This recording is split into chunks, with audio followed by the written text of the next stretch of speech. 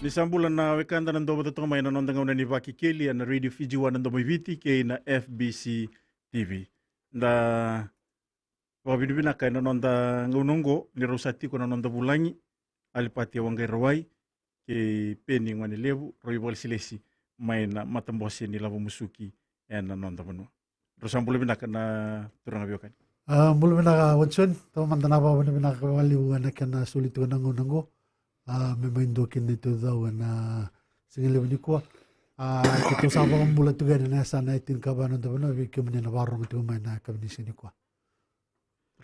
Na wali watson yo sa wabul taltan salatin kaba wiki meni kita na lewan tabel la musuk ukulan indo ngono binaka satu waro beli tinggal miso tar so ngan ritu men na pa sesuatu ke makan tan la tabel musuk Binaka me tinggal teman-teman vital na nanonda ngunungo kanibital no tingo nangonongo ayan lewu nila musuki ni FNPF esan maruiti ko membela tan nona ngauna ni badhiu nangona sana badhiu kinendua may nanona dagadak senga malenga ni baliti kenda okenda enda dagadak baliti retal nga oira erau ni ra so mananon rila musuki be bakatikiran tu titi ser tu benga bali se ngone bulisar eboibi na biso tabili kay na libo nila ba sa tiko kay nangaw sa alak ko duro matikongo Binawali watson nataro ni taro nga nataro sarangangur na itabimbi ko vadola titi ko wiki to na tamala nila musuki.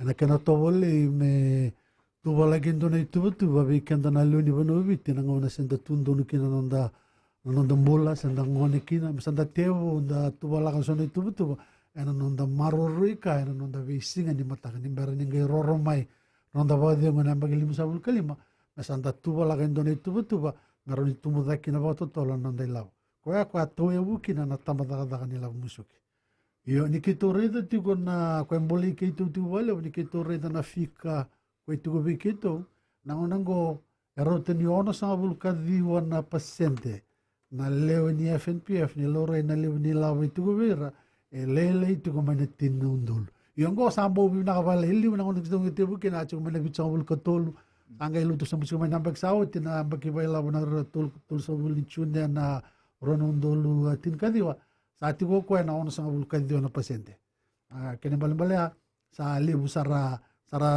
libu remember sa sivyo na tinundul sa ati ko sara sambo to sa tagabalele na wili Kaya ngana ko sa tu wala katigin na so na tubutu ni vengara na tamada nila musuki na kena towele mandambole na memba manda towele manda marorika seron da toswa da gabale na nondo musu usi vini vesota vini lore vata na tumbu ko so mutu na tamada nila musuki nambak sao ti nambak kan maravio mo bareta vikim ni na sembernikila na ni maidava na mbage wala ni tamada nila musuki ne katul sa ni chune nembag sawati may kadibakina na taon nila musik na tumbule we 1.25%.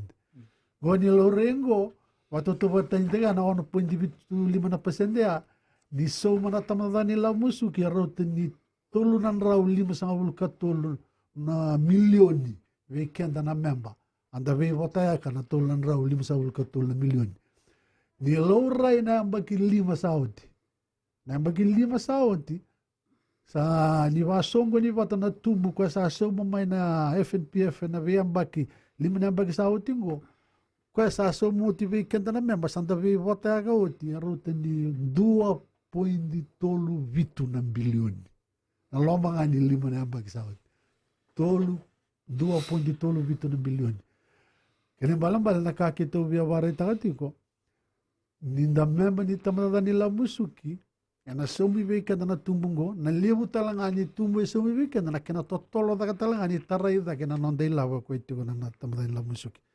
gaiwada bali itu ko talanga na tabani vengarabi en dollar araba tu weekend na mero talanga to soeda kena nonda musu na tamada la musuki tormanda weekend na member tunde walawa na maten na itu kini da so musu mai white na pasende nona dau o kenda na liw ni daga tunde wal na pasende na musu kami na kende sa tin kawal na pasende yo wakalawa na watangan ngende wataray wala mendo musu mai kine tul sa wal na pasende kaya bale chiko tali tin karo na pasende nakakito via vareta tiko weekend na weekend ni na varong tiko mai kito na numa tiko ni salavi na kan do na kena ba tumburi ba tol non de la ma da to sweta ke nga vale le na do mus mai na walu ke ba reida ni reida na mu budget di na vivu la sarano to sweta ke vale le ni utindo na viso ma to sweta ke no rosa bulu setini se lima sa bulu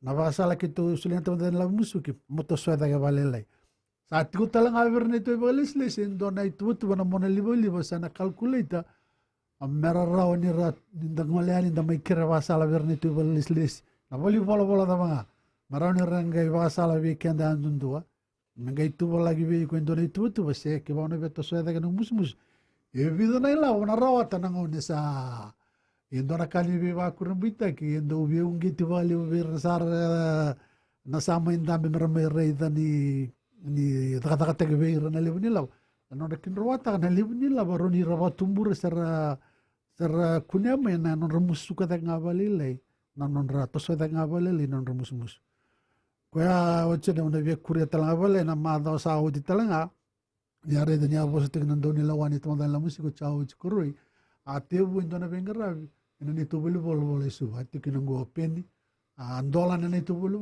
na singa baruai veira revela gani marali kere basala marali reidang wana se marali kere basala se sala da verro ni reba tumbur talanga kinana kito va binata vale veira na ngolen untuk klani sivi nan donan rau peni mangai pa madala kino penya arang ngolen rali bangat takana vengara bingo na singa baruai santona kana ni to marau takana non ra ngolen satu wala katali tu na tamada nila musuki na nawasoma na kena dongo sa wala ngabi kito isuva ina ni tu bi wala ke kala me ngara na ke ana ke kuria wala le open na wali usar turang nita turang tu na wali u tau waka sa warta tio garawai na wakati na ngonong sandana klatu indana dingo na limulim o kenda me santa ba borote kenda na klatu na le musu na walo na sente na bindon dola china sente bindon dolongo ena lelai ena da na limulim da sini la wara so tiga bu totol na rongon daga dak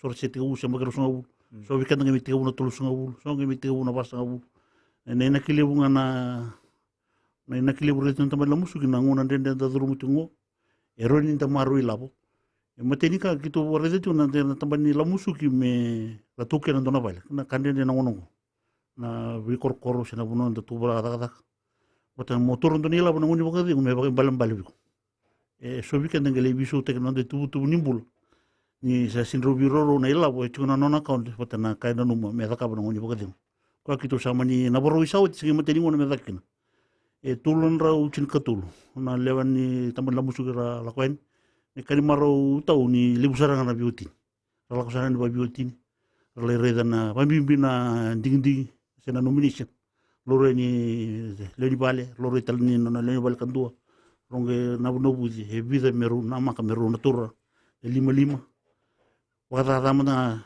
itali ke sini pension na ni tu itabi na baka salaju na ilabu na turra na lima na baka na lima na turra na baka to na kanda na bita na lima la koen libra mereda so sanga misumna so sanga mertos da nonra sumus kitua tikutara na ma so tu na telebuni bikoe tu tambana saroni register tek na numa kan wana num telebuni bikoe tungan mo bola taka se chumi bal reda na lebuni musmus se na reda todo num kan FNP fakaun wana num telebuni bikoe ni basu teo kumrona biokan inderi bina kamena do mandana dingo lakalak ni berni na kay bakurita litigo na nabital no ngono boro taki na tangaw na ni Vakekeli and Radio Fiji 1 and WBT kay na FBC TV.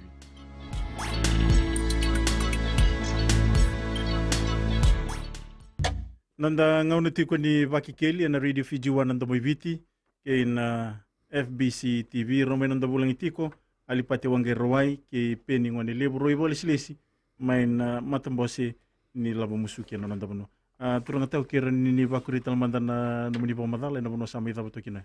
Na wale wo tau na sige mateni ngono konito daga na biba salah tak kira na wa bibi libro korta tak rala ko ni siguro ya andola may na diwa kinandua kito na daga batala tiko na muni bulongo na karuso bukawalu ni machi Na buno batanga iyo kito sa sureta taltungan e vida na vitambana. Wakana tambani gele.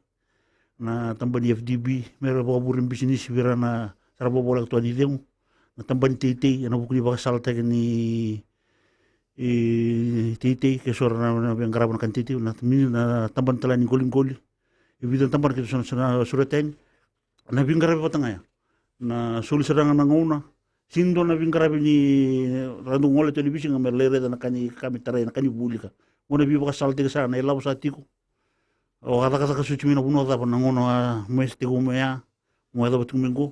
Betele puno ngono ntangen doli biba ndo dunte sura puno na kata ka o sino kata ka mendo puno ya sa baku tu mekena kena musumus. Bantu dunte talaki na dingi na numini sit kango sinda do bital mata wale kenda na kau idogi. Ngona sa kenal yang ntangen do bitosek. Mengenai oset kan nama tubuh balen tambah ni bola musuh gile salah bola laku sudah bindusi. Na bukan kena bibang sangai cuma mekle ode boleh bipan ilau. Yo kita samaro kena nili busana laku ni pama tubal. Kentu ni toki. Laku sarang na leni bale pakai telah kena rendin.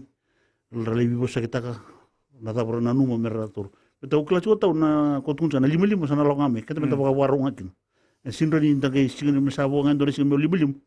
Macam gorong ada tu sana pakai salam pernah bunoling nganje tukin o sino na bakasal ko na lima menaro nong holako ni na bol ke klau ke sindro ka mata tu na da bosu cuma ndingi tubi ko mo taranyo lima ke libi ke ndong dali barong atu mi sunu bibonu ni la ko mi satu musa turu na ka kitu lang kata chu to me tama tama bagi tu o kitu sa na ko na bi bakasal te langsung mi berapa sa ko lima ke lim so ka ba kitu sa enang ke lu tu so besar na Birna na letter na lewan tamban la musuki. Nongono mandango si chiko na paso kalim. Lim so klan ni chinya bakya ser reviso kina sonaka. Na rin to sak sar bakali unon nonra tinan law. Mera rita mera reviso tanga mera rabu sa chiko na pale. Rita na da busu sabo na bulongo. Kero nra to sera kana rumusumu sena binangsar. Sa chiko talanga na kotun tika mistaw garawai na calculate kiturin tun sangabi ko na ilaw da ko na tora. Nusa lima. Ke musuh kongo tin kawal mustaleda ke birtala e vida natur. Na ngono sa libulim na walim. Naka na walim sarana ibo manala ni tagi ni sana mata tatigan na itu ya. Biki mendino kandaran do bata tong mayo kila ni ro kila tu naturang ni rei sabuan din tagiti ko na nonok tu tamban ni lebu na okila ni sombe kana kanda arangay adaba na mbaki nimbulea arasan rei intindi baka. Na lebu ni labo erna tur erna ngono ni nonro boy se boy bikim rona bio kan iya kue serangai endo na buna kitu sato ole me kitu waku kota ki na nitu tamba na ni buli wango se na nitu bibarara mataki na bibarara mataki to daw kitu lako basaranga na bibal ni takadaka sa na visurete la mai me kitu ngole ani vi kemenina andau kere-kere mai se vike menina itu kini dada mele da saranga na bibarara mata kina bono ni long binaka kina ana no mani bibal ni da ka se na vi songo mera ni baka mata indo na kambimbi mendatura na itu kutu dondon ni sa tora na itu kutu dondon sa na raw ge vike anda mentana ge itu bala ka so na itu mata kwa ba sabare ta tu na nguto kanyopin kwa sa kambimbi nindu e vina kata me va matata ta gendo na kasi vi kila endo na kambal tana tamata nila musuki kitu sa kere me ngole ngaba be me va sala ta gani na tamata nila musuki na kaku ni tor na na va sala me ndo te na vanwa ni ngunyang go na se na market se vi ke va indu e vina kata vi kemni na varong tungo na liwit na kere ngala ko te ni ke va indu tu na va tataro se ndo mda na taro so na ka rongo da butu Oklan nili pun nakaran dorong ada tumbal tentang tentang nila musuk. Sa kambi weekend damen dan nator na kenandina. Dalam mana boleh tamat dan la musuk. Mai tarung nikina, marau nikito na suli basala nikina. Kaya Indona itawili kaya kito na numati ko kito may varay tani ko ni rungal may nabiwa kaningo. Mani yalawin na kani may taro basala na tamat dan nila musuk. Siya nga wala nga ya. Sakit itong dalawa tal kelas ang tambulat ito nga nandun na bura-bura. Satu saudara na kila na technological evolution na maganda kila sa telepon ibeko yaki na tamadala la musugi satu sobat tu nga nangona sa sini ngaya nga mo ngay ngole sarangay na tamadala la musugi melita kabi ko na bingara sa raw nyo Sarau nyo ang garabi nyo bang atanga na mo na liba-liba sa na mo computer matarongan na mo balance na mo statement. Wako kito biba unget itukin na muning wala may wikim nila may register tak batiliw ni do galo man FNP na like karema na livi wano ng boso maron nila kayo na FNP. Sa siningan ito magayado ya. Nanra kinimbula sa tukin na go sawaraw ta tunatamadan nila musuki. Eso ne wala ni vengaravi mandangaravikin. Nanonda telephone ni veku akin nanonda mobile. Ayo batake nanonda na employees portal where token ita kada bakin vekan na members na lewan at nila musuki. Andaro ninda bitartarangan na FNPF na mona liba-liba. Sa talaga na text. Nabangatangan do na text. Bitartaran ikin na batake na nila so na nasalaki da ni vengarevang o saan dolot pinatamadan nila musik. Vikim ni na tigo kaya o sarang may nabibola. Nabasala ilaw ti vikim ni si vikim ni nanggas bulisar tigo kaya o manalom ni dola kim ni nabailis-ilis ito may nabunuhay awak na manando na volleyball itamadan nila musik. Sa sinin doon may bakan din reta na naman yung ngarabi. Ba't sa tunay wale-wale ni vengarabi saan dolot pinatamadan nila musik na unang may baraw ta vikim ni naman ni tugo. May balatan na naman ni account na FNPF. Ako keto biba salata itu kina ning wala may ni may register na naman ni telephone ni ko akin naman ni mobile sa na naman ni email addresses may raw kina bikim ni nabarong itong may nangunang may kito bingarabian ni patagi kim ni nawali besar na ibang madala dari na kami nando talmanda na tingul galek ni berne nang iba kurita litiko na vital no enang ono boruta kinondang ona ni Vakekeli and radio Fiji waran do BTK na FBC TV.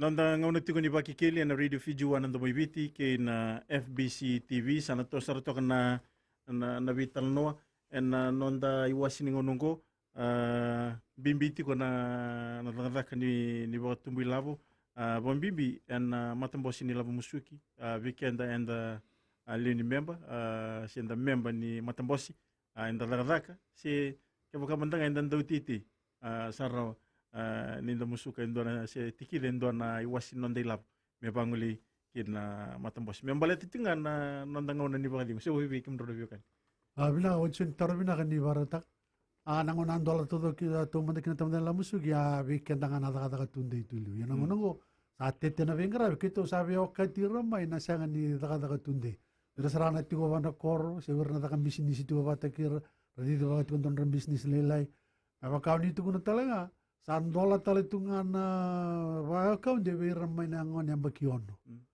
Kita na numati ko kewain doon na ilolo mo bilang da suliver na luwen da mesan da tigu tegira meron dola wa indona non rakaunde may na yang bakiono. May na yang bakiono magaita ka na kaya ba to kay natumboy sana compound interest magalia do wa nangon na yang bagilim sa kalima sa nangon yang bagitin kawalu mandangaki na sa narawan ni tumuda ka nila waya, may suma man nga awate ko, na iduru-duru na wuli torda ka. Nanda kilato ka na bimbi ni nasuli ni wuli torda ka na unang ko. Sa kitong dola waya, kito santo na ka, nito maro ta ka, nanda sa dingo mati ko na liwit mo. Liw sarang wala may sarang may dola waya, tiko na nanda ka. Nati ko na wula February, rin bagsaw, tingo. Sa toso ta ka sarang tiko wala, klasa na bebe CBM bengo, na bebe honan raw, kinabito nan raw, sarang dola waya. Nanonra account. Kaya balambale, esang ni baka tao at na nung may member ni FNPF. Ron yung tigo sarang haba na koro, daw tete, daw siyo tigo may na koro. Lang nga may dola ba doon account na raw talaga ni wakay bota-bota kina. May dola nga na account, yung sabiria daw ba, na bagilim sa ulkawa. Dola tigo may na bakyono, kina bagilim sa ulkawa, ron yung dola ba kina doon mo account. Ron yung kuta nga may $10, may dola kina. Ito sa nabibagong weekend. Nindo na nga na tiro may nambagyo. Ni sana rin ito po nito na nila. Sa naunggit yung kwenta lang nga. Nandun na yung buwan ni mamaroroy ka. Ni na rin ito kwa.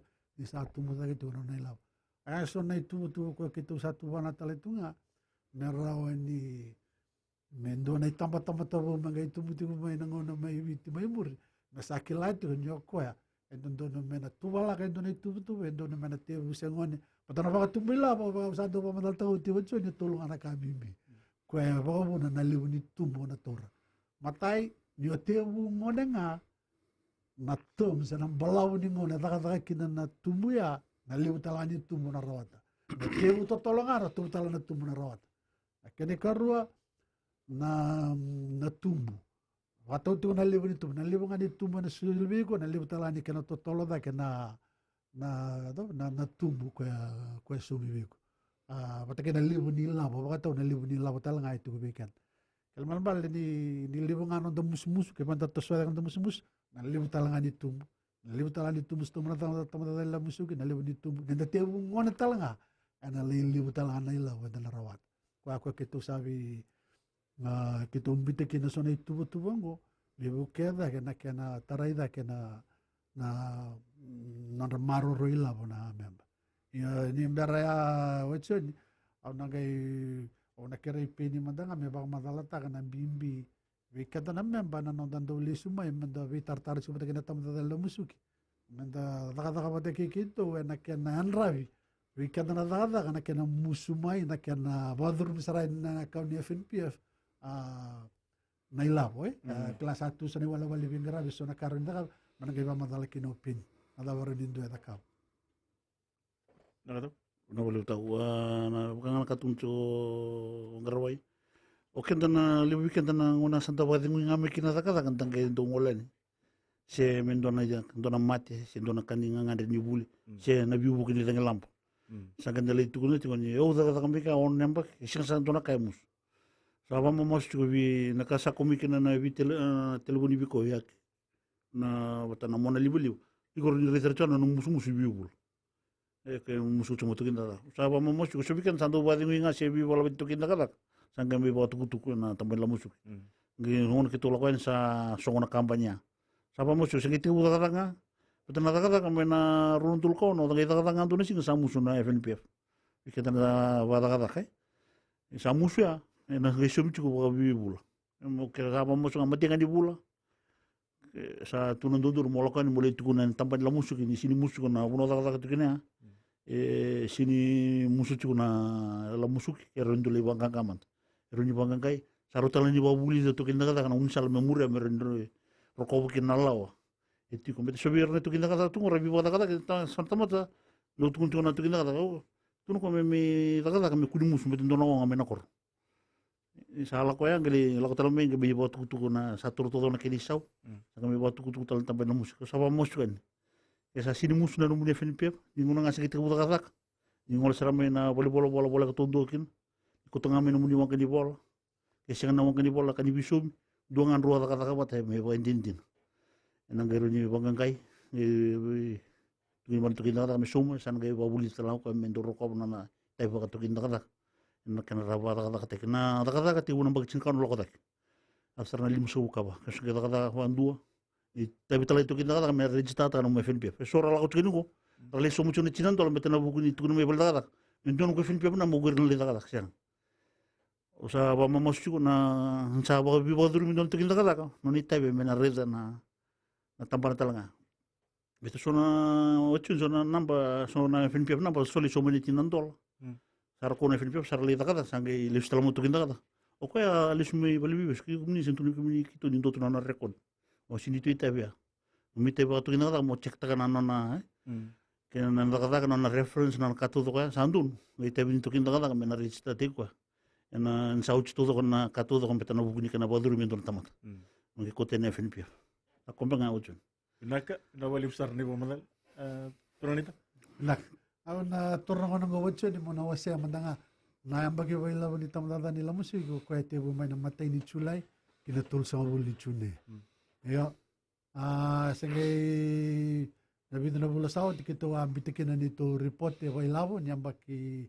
ronon dulutin kadio may namatay ni Chune kina matay ni Chulay kina ikatul sa ul ni Chune naronon dulutin kadiwa o nabi awasya nga so na itutugo wailabo meron rekilatu kina memba nadabasutin na vika sa murawat ito na tamada nila musuki na matanin dakila na usutu ni kake de kirubitan no tachigungo weekend na memba nakaibi na kada ito na tamada nila musuki na vika sa rawat ito na tamada nila musuki maya nga weekend na memba andun Kena mambale na itawin tamadan la musiko kwe baso kumuna may na namni lavo.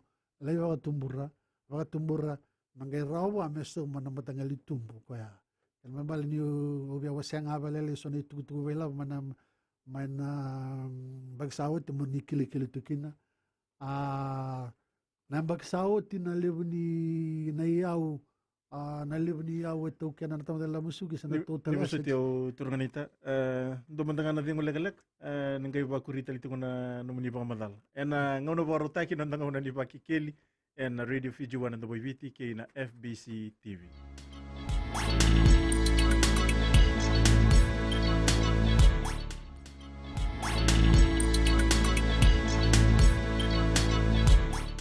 Nanda ngaw na tigo ni Vakekeli and Radio Fiji 1 and the Boiviti kay na FBC TV. Turunganita. Na wale. Mau sabar ita kata udit ko nang na live ni au bailavo turut na tamadan la musuki sana total assets de kan was peretania nang rote tu ni 2.1 billion 2.1 billion yo na ilavo kwenda tu kena na member ni wili pata na ilavo ke de non da ilavo ko chundan du account na member o ko rote tu ni 1.2 billion na ilavo ke de tu kena na member ani lorre na report available ni tulsa wuli chuna na ron doltin kadio na lebu ni member ni ngonongo ni FNP bitu na wanan raw wasa vulkan dua on sa vulkawan nondol au sabare ta ko chini ke tuso wana tumbu tulan raw lim sa vulkan tulan milyon na loma ni lima na bagsawa ti mewa ware ta ko asumo kina tamada nila musuki garota ni 2.3 bitu na bilyon na tumbu rawata wala tamada nila musuki sa net profit garota ni wanan lima na raw on sa vulkawalu na milyon investment income na ilawa raw taman na baka ilawa raw tiyo nin onan raw tools na bulkal 5 na milyon. Ni wendu tay ginabi ka rawata na tamadan lamusu ni kitore den dona vandindike. At tamadan lamusu gatebu na tinkadi on sa bulkono. Kinambal sa nabi ang bagil limu sa bulkatulong na tamadan lamusu. Nabi ka rawata na tamadan lamusu na loman ni tini na ang bagisaw tingo. Nilore menabas na ulang bagisaw tingo. Esa bakatuluta kina tubu kito sa aso mo na biyabak. Ikito 22 ita ka na mga nitinang bagisawat. Kala niya kilatu niya kito may takapin doon na bibisaw na reform ni FNPF. Ikito redale su kito reda ni sa manat yung na reform. Sa wabato ka na yung na reform. E na buko ni veka bakilavo. Sa rawatan yung na tamatata nila musik. Au vea wasi ang abalali na tiginangom. Balata meraw ni rakilana memba. Na kukuwa bakilavo. Sa ati wana tamadan la musuki na sona itu asa ka hoti sa ketu wa muri tingo balata na veka rawata na tamadan la musuki na yanga ngake ba na daba na daka ba weekend andundua kan mambal na tubuka ketu so mutingo na yanga weekend na memba mendan na bagay vota kede kina koya o wi waseki na fika ko bareta hoti didi binakati ko ba ilaw na FNPF tunde itu ba ilaw Sangai vonga weekend na memba mendataka basunday tubutuba. Nadava roni takaba talaga menaroli tumbura ba totolo na nung ilaw na FNPF. Barata nang una mong gado weekend ng limu sa ulkali masatu mo nanduan nung ilaw nanduan ay bakatangan din binak. Meraw kinawiyaw mumaraw tak na nung gawade mo ano bisingan ni matak. Pinaka nawali besar na ipamadal turang atal. Nibe ba kuryason na itutuku rakilatal tungan na kandaran daw bato man nang ko. Naka tau do naka ube bandete ti na ngono go na kenta na erkorti ubuda ta ti na Ronaldo la on so kawol mek. Na turi re tinem ba kimberang gado biti nundul. Nang idareza na ngono go sa sinosan rabule ki ndo na wal na ilawe. Ki kitu sila na tulus ngul se tulundul se na limso kando se limundul don ro ken na lewa na tamala musu kritikira. Sa wawang gitarchunga merana merabadurila metoseda kan romusumus. Betani kitu ndo ya bule buti mo token ndo na wale sa ngono sa daga tukin. Betena ena leva bu langa biko na ngono dengukin. E limolim ndo na wasili bunu muila bo na lako ke se token ndo na wale. Oli singitar se o mobile ndo na wale. Wa sa vamos kini birna na leon la musuki korreti ko na embagin bulera. Eran roto sa kan rumusumus na bultor da kita lang tingo so wacho itaw sa ngol tunga ni na harwanu ni tunga bonon rawalu ngani tingo ito sulit tunga na tol so pasente ni rongo na vivu kini buli ngenguni tangi lambo santo oso sana na biuke o sa nui tak chopa te so o kana panan undul tun sa ungara wai e runa nan rawol sungu pangan undul rada kada tu bangkari tal jo so sara bagai labutu sara lius tali nakor sara sara dua runa embak so lim rabagai labutu sara le tu me bana kor wara katuna lima saba musit community go ron ni bagai turi labutal tambah lamusuk ina cinan dola na bibula na memba banguna sa na voluntary ni kuning ke wara katunga na bonga ni laba meni wara kana singa sani limu kini ngolmai o kila tiko tala na inaki seni ke di tuba na bina karo ni bagai tumbutak ni laba ya me ro ni o tuba na kor me kota ni laba bu ambalan balan tako biko nak na wali besar turang tau kim ro lebih kan kau ital itu en kena tungni tiko ninda bitang lo tinga na buku ni kena maru na kena se kiri ndona iwasini labo Wai bibi rera baka kaunti tu senga nindona senga senga nindona labo itu ka en non ra kaunti wai bi rera kata ka tunde se wai bi rera baka bun na ken senga itu ka labo Tiko sona gover na sangsara nindo na ilawo tu gover na nona. Na tiko vida na ka so na nona tara ilawo nga. So talanga sembara ni kituro ni song tamatan ang bagin non rambula. Sembara ni doa ni nang bagil sa ul kawas lim sa sulit gover na ngona. Ramar nang gay kewara bina kata merat to so no musus me baka posti ng gopin. Nang gay to so dak.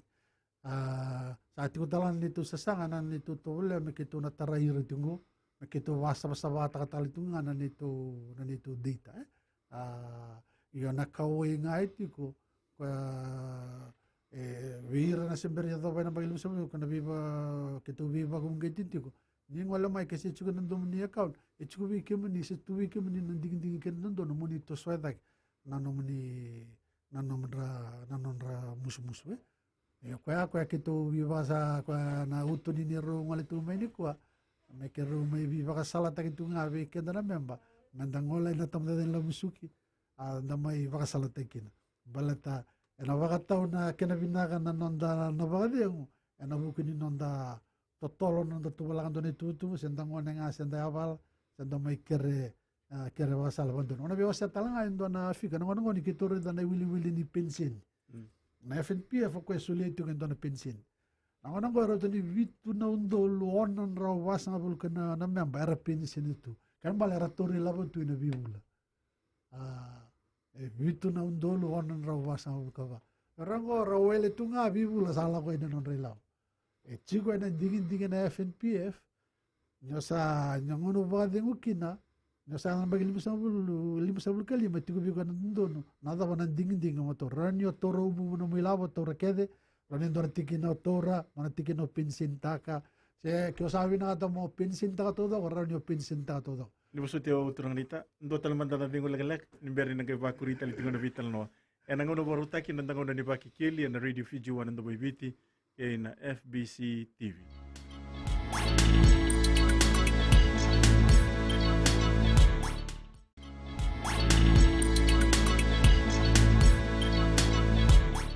Nandango na tiko ni Vakekeli na Radio Fiji 1 nando may biti witi tiko ni waswasi ni ngaw na ni nanda vital no. Turang nita?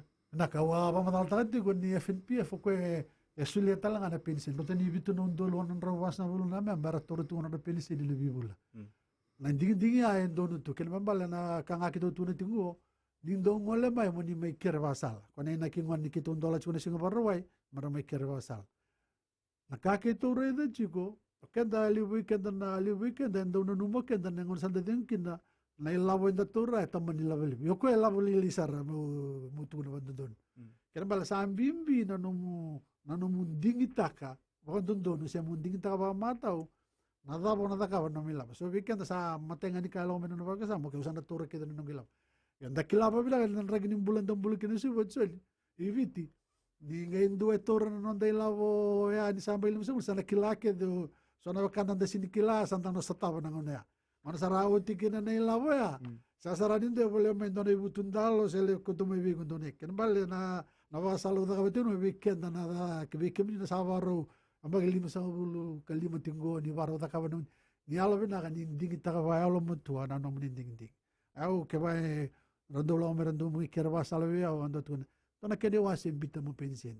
Balata na vivula na lako tumo vivu na sangata le ngai mbula para ravi wendo au kila ti ko leu e sara vivu tinta tu ngai sona ding ding ara takawa sangai vavu na tu na nonda para ravi tu para ravi tu resini maro te ki nonda para deu dong ana karon dare ding talau tala ning na vale ni vir na old people zone sanda hostel ngai ki no kenda nangonongo nan rek ni mula sanda tu ki na sampa tamai na loloma koe asa ambimbi na ve kenda andundu na tamata me na tula ba mata na nonda ve singa ni mata mata ke vai senga enda na mbula vara ravi enda na valolo ma na ngona sanda la ingasi kina me sanda na mbaki lima sabu kalim koe au sa kere kina ve kenda me dando ngola nga me na FNPF mai kere va sala me roni da ve kenda na va sala va andundun na penise ni ondo tuku na divina kambala ni o wele tuku nga sa sumi tu me vigo nela malea do sarna no mate ke ba undingi ta kana pension ni ruru na joint pension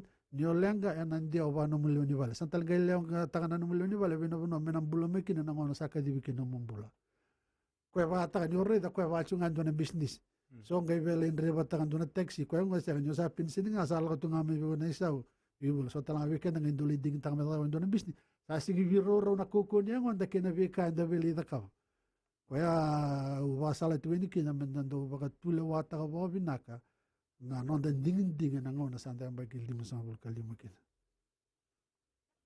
Na boleh buta ube wanda tatunga ni na krosum kawal talo machingo na da tal tiga kina na ona boru na uti ni boru ni bulungo na da tal tiga kina na bi baka salta ya esa na rambo ile buti ko kimini na tu na bi bol da ngori sena ertu lebi na mata so tita urtu ngol sara me intajir na basindi mama lim matalai tu bida nang kasni bul tu ngol sara me mata hamor tu maru ta na tu be baka salta tu na be tu seta kan tu musumus patana viso na ding asin ding to me ngun trobo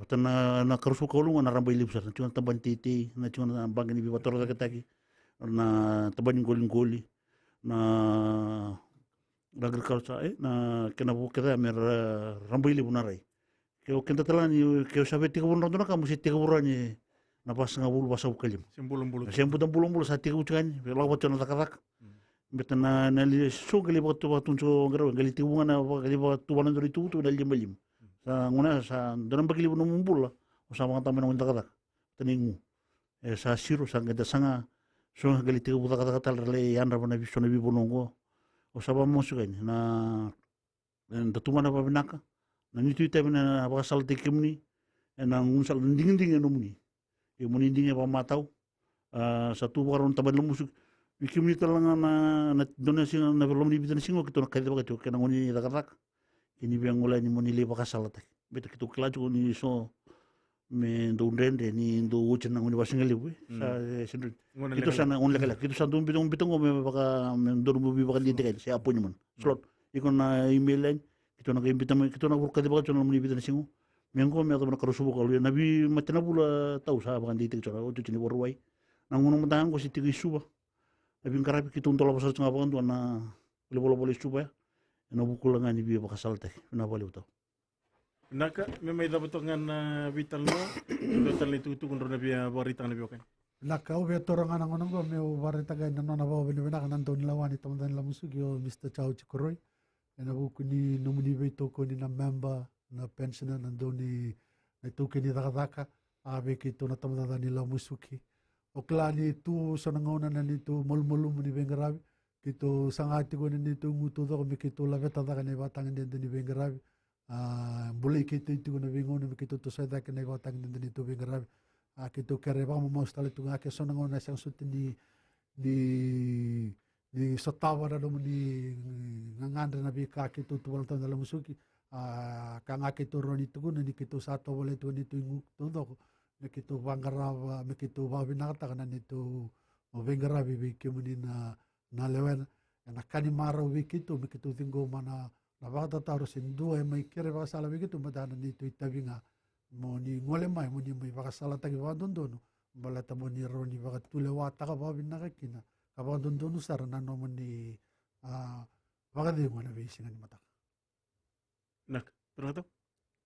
Na boleh tahu sa turtul tanong nunggu sa babin mo na wiki muni na tingo me na wi korbo ka video sa wandre na tunda ko ni korolele bungo sombe ka bikim ya ka tunda na ngon mata le weekend o vita na buno lo kinong ko ikandabu ita konro pimbo sani lifestyle ni lite ngon sa tuntu ni sa o sa vamos sitik ni munila se tiku bina ka imbulo bina tanta bala mus sa kera langa ni mi toman na musumus e chinan dolanga ya la lera ando na bulo ni se le na buru-buru ni la bona ngon ngon taklan tata tanang gele nda sinro ni tata tiku ma bona ngon ni demu na ngona nga senta le bukina na nda dabu se na bul taki sari ni bo aduri la o kimni na ni bulo tu na munia ka dia na FNPF na kumuni ngola ngani na bola ko tangan do mai di mele visu tenga na memba tunde na memba banguna sana ngai la ko kimni na lawa na chinan do na bul ana ya lera ke mani leu saba musti kimni muni bita ba leu bita saba ka tuntun ko tokani na tumbu na ngai taka te ko na tumbu na tinai lawa na valuto.